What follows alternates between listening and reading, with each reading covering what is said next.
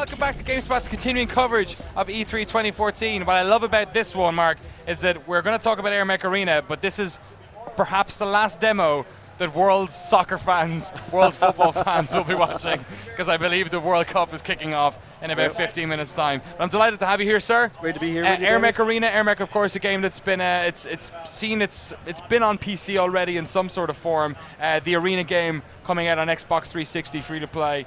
For folks who aren't familiar with the franchise, can you just give us sort of an overview as to what Arena is particularly? Definitely. So I'm working at Ubisoft with the dev team at Carbon Games. They've been devoted and they're super passionate about their game AirMech that they've been working on. They got it out on PC, and we saw how awesome and hardcore of a community they were building there. So we recognized that and decided, hey, let's bring that to Xbox 360.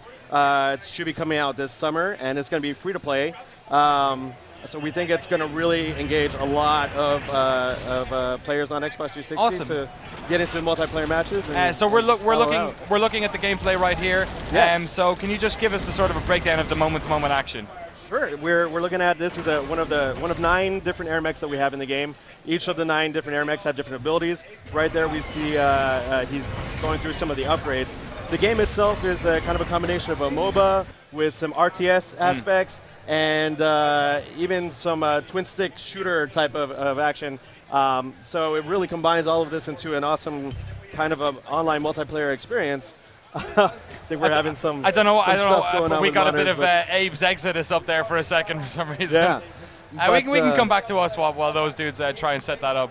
Yeah, so you are controlling one unit, but you're also controlling a battlefield. So you're controlling your AirMech, and with your AirMech, you can build up units, kind of like in an RTS game, and then give those units command either to attack an outpost, to patrol an area, link up with other units, you can build up a whole wave of tanks, and then send them all off at your enemy base. Now your enemy's like, oh, wave of tanks coming at me, what am I going to do? Build some turrets, go with some infantry, other different types of units. There's over 60 different types of units in the game to choose from, but as you go into each match, you only have 8 slots to pick for units. So you really have to be strategic with, all right, do I need some healing units? Do I need some generators to add additional money to my match as I'm taking over outposts?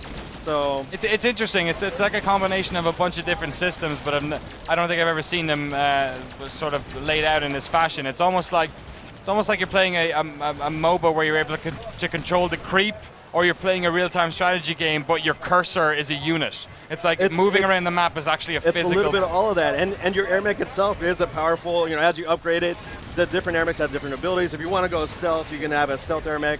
You can have a heavy machine gun AirMech. It's Warthog, and just suit your own playstyle. But they can go in and they can do a lot of damage themselves, and so you can really push hard if you're playing with other teammates, because we support up to 3v3 online multiplayer. Oh, cool. So you kind of coordinate with your teammates. Maybe I'll pick the Warthog with a heavy machine gun and go in and start blasting, while my teammate is building up waves of units to attack and take over outposts and take out their base. Excellent. So what type of game modes are there then? I'm assuming there's 1v1, 3v3. What else you got in there? 1v1, 2v2, 3v3 in online ranked multiplayer matches. We also have a survival mode where you are just defending a base. You can play co-op in that mode. Cool. Against AI?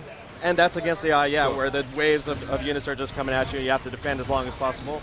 And we have co-op modes where you're just playing against AI as well. So you can kind of practice your strategy with your teammates and friends to figure out what works best for you. Cool. If anyone has any questions for Mark, by all means, please tweet at Danny O'Dwyer or stick it in the GameSpot chat at Danny O'Dwyer there, and I'll do my best to relay those to our good friend Mark here. So, free to play. You guys are coming out on Xbox 360. Obviously, a lot of games here on the show floor are coming out on that new Xbox thing that they're all talking about. What's it like bringing out games free to play on a console that's been out for 7 years?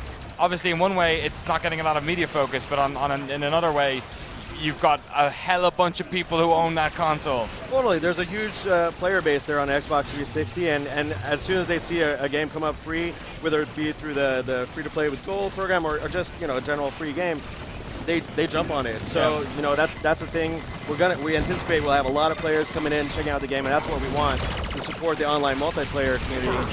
But the challenge is keeping them there, and that's the great thing with Carbon Games. They're super at supporting the game and keeping that fun aspect of new items. Every once in a while, they'll do holiday items.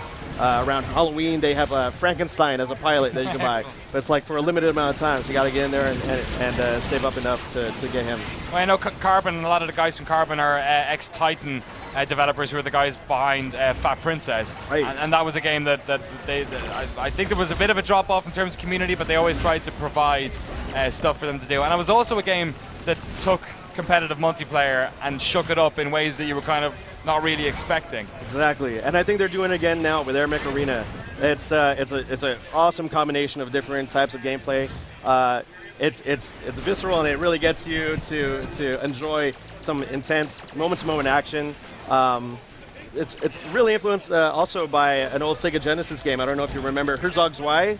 No, I never played that one. That one it's really Mightn't similar. have made it to Europe. That's my get out sometimes. I see, I'm like, that one never made it to Europe.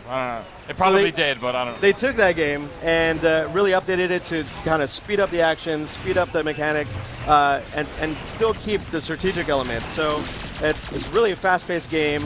We think players are gonna. You can see here from the action going on now. It's a 3v3 battle, and even this is AI with one of the players being a person, but still, like it's just fast-paced, and you got to be pretty quick-witted to keep up and get in and win. Let's talk about the units and factions and stuff like that. So is it one base faction that all teams are playing as? It's just different. You can approach it differently with tech trees and stuff.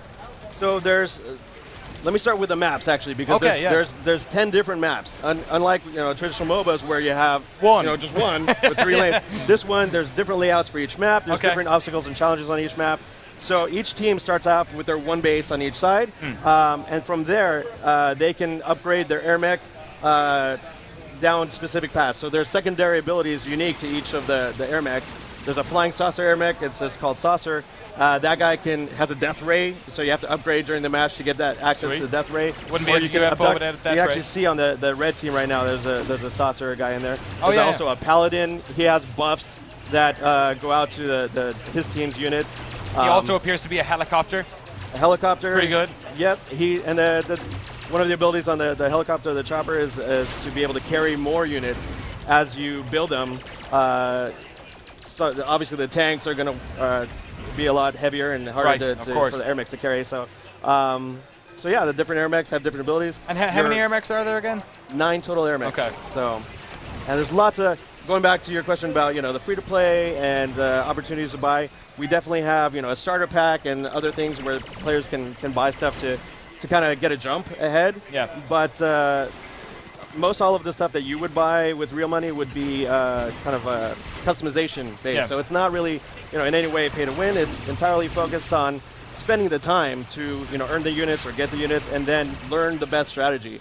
That's where we really want players to focus on, is spending time in the game, learning what's best for their type of gameplay, and then building up their armies to win. Presumably to foster any sort of community around a game, especially a competitive game, you wouldn't get away with doing any sort of pay-to-win stuff anyway, right? Like I think everybody knows nowadays, they can spot it if you're throwing that out there, and so we've definitely made it very clear that, you can earn enough in-game currency through playing the game to be able to buy all the units and be competitive at the high-end level. So the currency in the actual levels themselves, then, I'm seeing a lot of cooldown stuff happening for your build orders, which is a sort of a staple of any real-time strategy game. Right.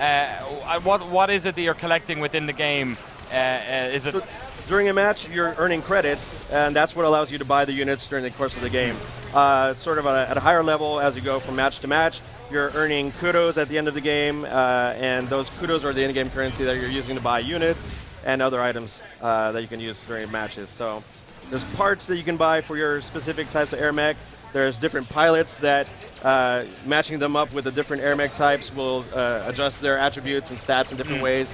So, once players start getting in there, getting their claws into the game, they'll really have a lot to play around with and try different setups to see what works best for them. Excellent. And then in terms of I'm going to call them creep. Perhaps you've got your own. There's little soldiers that kind of come out regularly. Those are the creeps. Can you set up lanes for those, or are they different lanes for each map? So each map has different layouts. There are lanes that they'll start coming down and paths. Some maps have like one specific kind of like a snake path, Yeah. so they'll be following that path. But there's other ones that have just are wide open with all kinds of different directions. So really, almost it comes down to you to give those units the orders to go in specific directions or attack specific outposts as you're working your way. And it adds to the strategy. Sometimes you just want to rush and jump over all the outposts along the way to get near to their base, the enemy base, and kind of lock down one of the further outposts instead of working your way. So it's up to you and your playstyle to figure out what works best.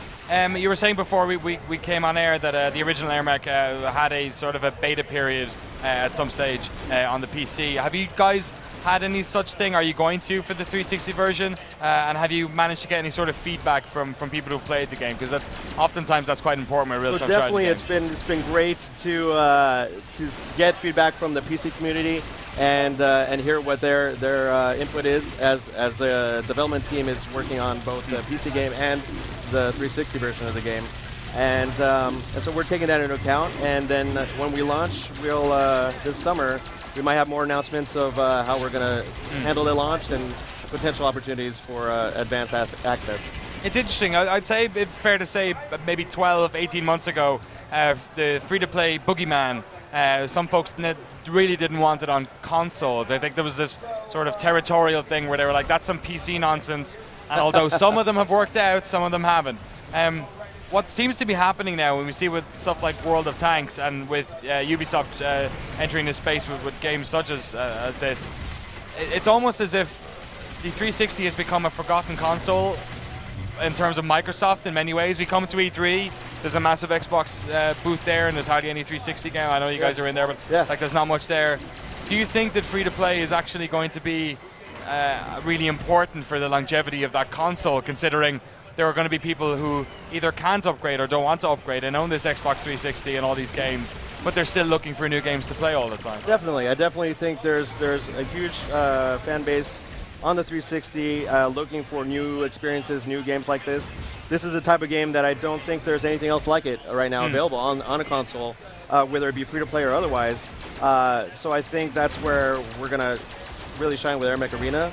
And in general, I think we're seeing, like you said, that free-to-play had a certain kind of growth period where people were recognizing it as a certain type of gameplay on certain platforms.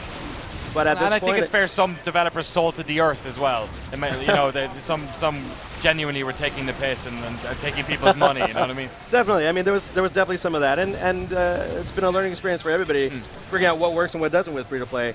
But at this point, I think we're getting to a certain maturity with that type of business model where players are recognizing there's value in the games that are using that business model beyond just, you know, trying to get that fast buck. Yeah, and what I think is interesting about those conversations now, and we see it on GameSpot, on the chat and the forums and stuff, is that for a long time there, the conversations about what the game was never even came up. It's a free-to-play game, we're not going to talk about it. Whereas now it seems, obviously with all these different free-to-play games coming out, you can't just rest on the fact that this is free and make it be a bum experience. There's so many of these games coming out now as well that you really have to, you know, same as paid-for games, make sure that you're making a point to do something new.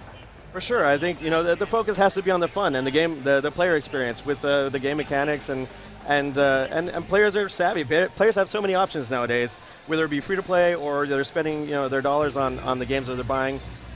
They're going to look for something that they're going to have a fun experience. And that's what we're looking to provide with AirMech Arena is something where, you know, people can get online and just have fun with the different options that we're providing, and even with customization options.